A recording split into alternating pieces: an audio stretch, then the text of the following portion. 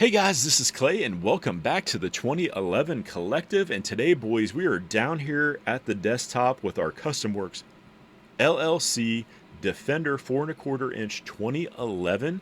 And we're going to do our first impressions and walk you guys through all of the build specs on this particular gun. We're going to talk about the different options you can select if you're wanting to build one of these out yourself, some of the changes that have occurred since the last time I've got my gun, and then we'll go through our fitment, kind of walk you through some of the blending and polishing kind of looks, and then we will wrap everything up with final thoughts and get you guys on your way. So, with a quick disclaimer here, this gun is actually on loan to me from Scott. It came to me with about 5,000 rounds. This was one of his demo guns. I have since put about 1,100 rounds on it, so this technically isn't my first impressions, but we're still about 400 rounds short of my round count that I do for my minimum gun reviews here on the channel. So we're going to get that wrapped up here this weekend and bring you that video here in the coming days. So I just wanted to put that out there that this gun is not mine. It is good and broken in, and I will not be doing a part 3 on this guy because, again, this is not my gun, so I'm not going to break it apart. But if you're interested in looking at what the internals and all the component parts, if you're a technical nerdo like myself and you like kind of the build quality piece, go check out my Vulcan review and my parts walkthrough. It'll be able to give you a little bit more insight over there. So let's jump right into the build specs on this gun, and hopefully my camera will stay focused and we can get through this without issue. So here is the 4¼ inch Defender model. This has got a really cool kind of satin finish on this guy. You can get this in brushed, polished, black nitride, and satin, of course. And then I am excited to report that you can also now get this in DLC. So again, Scott, listening to customer feedback of us not wanting, we want our DLC, man, because we believe, and I personally believe it's the best, it's one of the best gun finishes you can put on your gun. And he has now got that. You can get that, of course, in, the regular black. You can get it in bronze. So if you're one of them Sand Viper dudes and like the bronze color, he's got you covered there. And of course, if you like a little bling in your life, you can do the TIN gold color. So those, I believe, are his 3 options that you can select there. So that is really, really cool to know. Now let's talk about frame and slide material. So this has got a 17.4 stainless steel slide and a 4/16 stainless steel frame. And I really, typically find that there is always like most of the builders use like a 4140 kind of carbon steel, if you will, on their material. So Scott, and the reason why I asked him that at SHOT Show, I was like, well, why do you use stainless steel material on your sliding frames? And the biggest reason is because of, if you like to get that polishing work on your gun and go all Gucci like I did, he uses stainless steel because obviously stainless steel has those anti-corrosion properties and you don't want your gun rusting. Whereas if you use 4140 and you don't coat it, it will eventually rust, and we don't want that on these expensive guns. So that is the reason why he uses that material. And then he uses the different material between 17.4 and 4/16, because stainless steel can get a little bit gummy, it can gall a little bit easier. So just using that different material prevents kind of that galling piece that can happen on stainless steel material. So yeah, just interesting fun facts to know if you're, once again, you're interested in kind of the technical piece of these 2011 builds. But with that being said, this has got that shorty dust cover. If you're into the short, he's also got you covered if you like the full dust cover. Flipping to the front of the gun here, so this is got the flush cut reverse crown bull barrel with a keyed reverse plug, and it's got a little smiley face there. Scott's being a funny guy on his toolless guide rod there. We're going to flip the gun over. This has got a red front fiber optic front sight and V10 style porting. We'll get the slide pulled back so you can kind of take a quick peek at the porting on this guy. As you can see, it is really dirty because I have shot quite a few rounds through this guy. Scott, I promise I will clean it up before I send it back to you, sir. And it's got a polished hood here. And then moving over to the side of the gun, and again, boys, KustomWorx and Ken over at 3 Sigma, when they manufacture these slides, this is what they're famous for. This is a direct mount RMR footprint. You can also get it in Delta Point Pro. And the rear irons are forward facing of the optics, so that is something that you'll have to get adjusted to if you're not used to shooting that way, because they're normally in the rear. But it's nothing you can't train through and get used to. Or you can just go full optics only if you want to go that route. But man, like I keep on saying, like, this is the way. I really love that there is no optic plates on these guns, man. This is what Ken and the guys over at 3 Sigma are famous for on this design, is that direct mount. Man, I just love that. I hope more manufacturers move in that direction in the future. But you know, once again, they're one of the few that actually have that setup, which is really nice. Now we will set the gun down here on its side, and we'll just kind of walk through and talk over kind of the internals on this guy. So this has got all Wilson Combat internals. Another happy news story for you, and I actually got to see these at SHOT Show. Ken showed these to me. They are now doing their own ignition kit, so they're providing the hammer, the disco, and the sear are now all match high quality tooled steel parts, CNC to perfection, and or you can still buy or spec out your Wilson Combat internals if you so choose. But I actually prefer Scott and Ken's new hammer design on these guns. I really think aesthetically, I think they look better, and you know, it's a high quality part. Wilson Combat also makes a high quality part. Can't go wrong either way. But once again, that's that innovation piece of, like, when you can manufacture your own stuff in-house, man, you can make those changes, and that's why they're able to come up with these upgrades, man. Like, it's because they own, that's I keep driving to. If you own your own manufacturing process, man, it is a big deal in this space.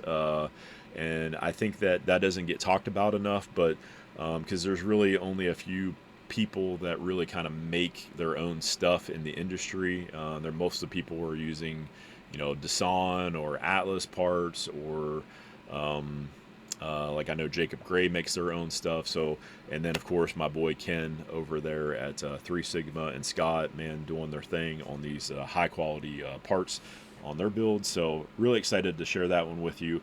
I'm also really excited to share with you on the control set. So this particular one has a single-sided thumb safety, but Scott has partnered with Atlas Gunworks as a brand partner, and he is now offering the Atlas controls, because I believe that they are the best controls in the industry, with those Atlas high red thumb safeties. Give you that, allows you to get higher up here on your grip if you like to shoot that way, but you can still get these traditional style thumb safeties if you're interested in that.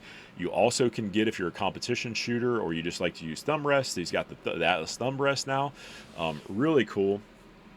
And of course, we've got, moving on from there, we've got our Surefire X300. We've got one pick rail here for your light accessories. Now, moving on to the trigger, I wanted to spend a little bit of time here on this particular area, because I don't think that I did it justice in my my Vulcan video. So we are going to fix that little issue, and we're going to do about 3 trigger pulls, and I really want to highlight the reset on this gun, because I think this is where this gun is really super special.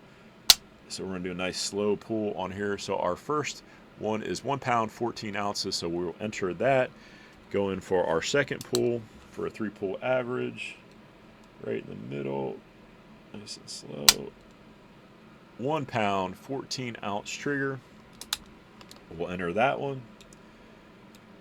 And for our third and final pull, we're sitting at 1 pound 15 ounces, and for a total average of 1 pound 14.5 ounces. So this is a sub 2 pound trigger. On your build sheet, you can all the way go down to 2. You'll have to sign a disclaimer on that one though, just as a FYI. But Scott will tune your trigger down to about 2 pounds. This one is sub 2 pounds. So this thing, again, boys, this gun, and you'll see it in the shooting footage, barring my shoulder will hold up while I finish out my round count here, but Look at, this is what I want to show. Like the trigger, it's got a little bit of take up on it. It's a little bit more than I like. I'd like to set it a little bit closer to the wall, but it's still not a whole lot. I mean, it's got just a little bit of pre-travel, just personal preference for me. But the crisp trigger break on this guy, super crispy, as you know, on these great trigger jobs that Scott does. But this is where this makes this money. I really want to get close on this one because this is the part I didn't do it justice. The trigger reset on this thing is phenomenal, guys. Like, it is absolutely, I'm going to go slow and do it because it's really short. Like, that's it. Like, I don't want to do that again because it's literally that short on this guy, right? That's it. I mean, it is so short. And again, this is non-adjustable. This is a one-piece trigger bow. That is how tight this thing is spec'd. I mean, they have spec'd this thing to have that short of a reset on this gun, dude.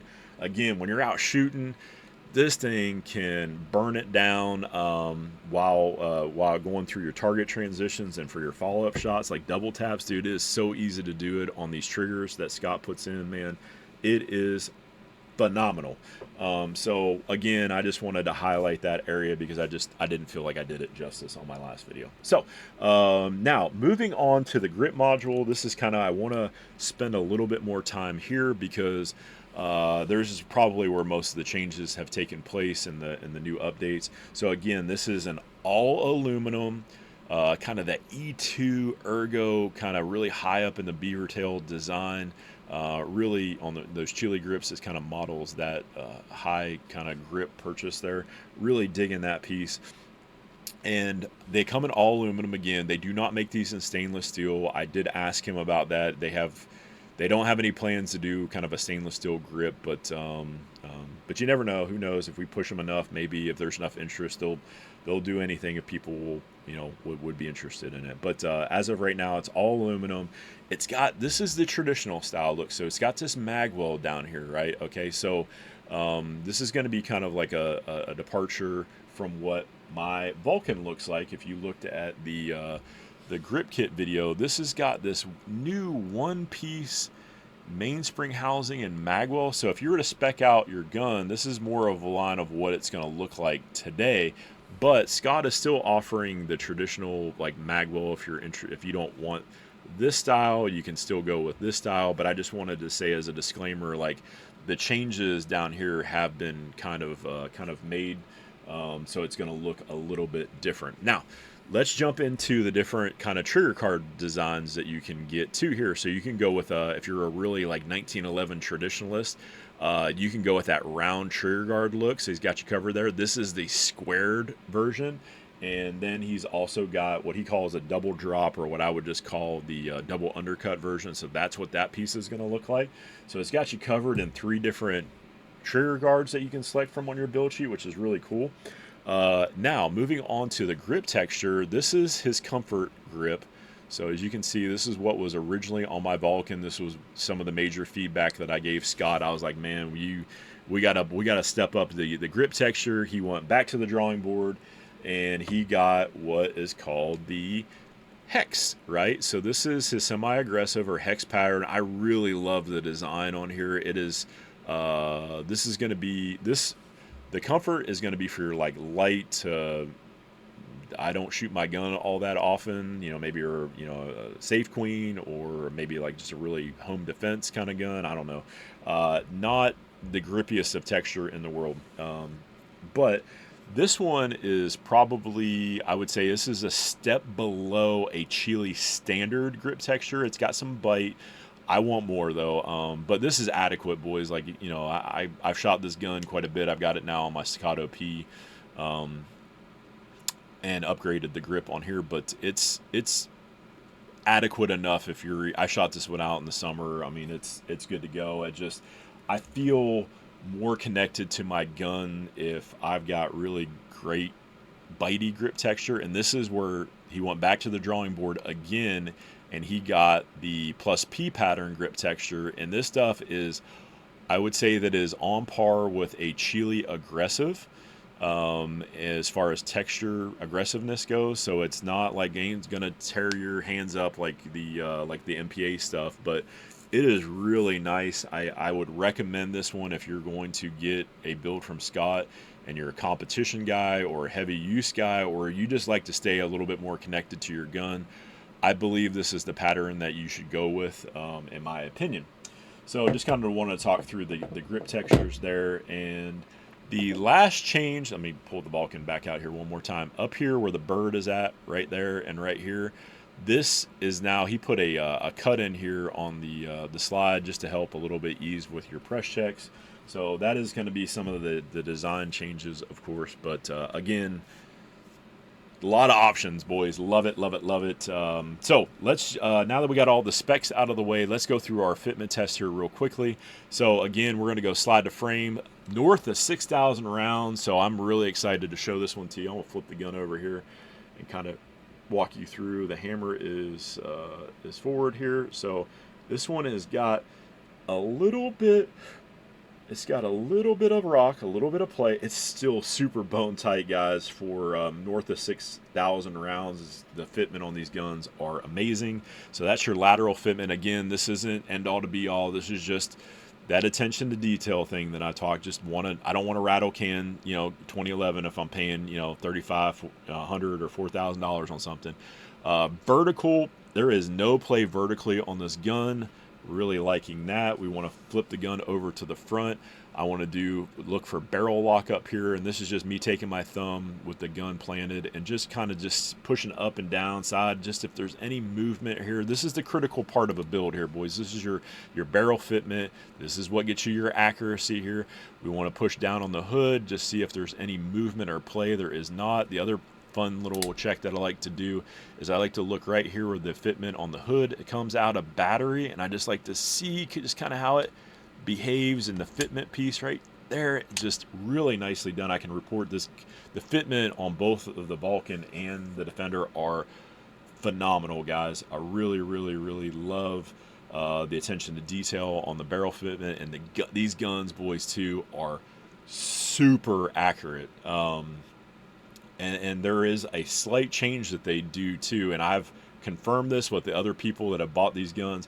Bench rest and mechanical accuracy on this gun, what they do is they slightly taper towards, Ken was telling me, I believe they slightly taper the towards the muzzle, and it's just a smaller taper to help stabilize the projectile as it comes down the rifling. And I personally think that it adds more accuracy to the gun. Both these guns are super accurate. I find most 2011s to be really, really accurate. Some more than others, but these ones, boys, these are ultra accurate from a mechanical accuracy perspective. And just something, to note that they do a little bit different there at KustomWorx. So that is really, really cool. Now, moving on to one of my other fun little fitment checks that I like to do is grip to frame fitment. Put your gun up to a light source, and you want to check right down here and right along down here, and you can kind of see on some of the polymer builds and some even all metal 2011 builds, there'll be daylight or gaps right here. Again, this isn't an end all be all. This just kind of shows you the tolerance as this thing and the fitment as it was flushed up to the frame when they were putting the grip module on. So I'm happy to report there is no daylight on this particular build, which is really cool. Another little fun test that I like to do, and it's just a fun one, and I like to do it for like small parts fitment test, is try to see how big of a rattle can your 2011 is, and you do the shake test and just shake your gun apart, and that just shows you, like, again, all your small part fitments, see if there's any rattling going on. This gun is bone tight, boys. Like, it's again, this gun's impressive. So that's kind of a fitment I like to do, and then we will talk about the blending. Okay, this Scott, I believe, I've got my hands on a lot of 2011s these days, and you can see the blending on this gun is beautifully done. There isn't a high spot anywhere. A lot of dudes won't blend up in here where the frame meets the grip safety. This is all just buttery smooth, and the transition, you can see the transition from the grip safety over into the grip module and into the frame. That is that attention to detail, boys. It is just beautifully done. Here on the ambi side, just take a peek at that, man. Like just a very comfortable gun to shoot with the ergos and just the blending on this gun. And of course, just talking about the polishing piece, I will say this confidently. I think Scott's polishing work on his guns are, I think he does it the best in the business, man. Like, look at this thing. It is absolutely stunning. If you're into this, I know some dudes don't want fingerprint magnets, but if you are and you like a little bling in your life and a little polishing job, man, Scott, his polishing work is out of this world, dude. I stand by that. Like, I haven't seen another. I don't see many people polishing their guns, anyways. But Scott's under the hood on these guns, they're absolutely stunning. Just beautiful to look at. And I've got to see a lot of the Facebook, builds and guys that have sent me their feedback on their Vulcans and Defenders that they've ordered, man, and they're gorgeous. The funny thing is everybody thinks that their guns, I posted my Vulcan and they were like, oh, it's the sexiest gun, and now everybody's like, no, mine's the sexiest. And I'm like, hey, man, I respect it all. That's why I love these choices that you can get on Scott's builds, man. It's really, really exciting. So that's kind of the fitment and kind of the blending checks and the polishing stuff, man. And again, to kind of wrap this thing up, I will get out to the range and shoot this last 400 rounds. And boys, it's going to be a struggle bus city for me. That's why I haven't brought this review, man. I severely damaged my shoulder. I tore my rotator cuff, like I detached from the bone. And I tore my labrum as well. So my shooting footage probably isn't going to be great, but nonetheless, I am going to bear through the pain to be able to bring this to you, so I can get my surgery here in the next week or so and get my shoulder fixed. But that also means that I am not going to be on YouTube after my 1500 round review going forward. But anyways, I'm excited to share this one with you on our next video for the 1500 rounds. And be on the lookout. It should be coming out. Like, I'm gonna try to get to the range. So today is Friday. I'm gonna try to get to the range either Saturday or Sunday. So be on the lookout for the video maybe Monday, Tuesday, by the time I get everything edited out on the channel. So be on the lookout, boys. And thank you for watching. And we will catch you again on the next one. Cheers, y'all.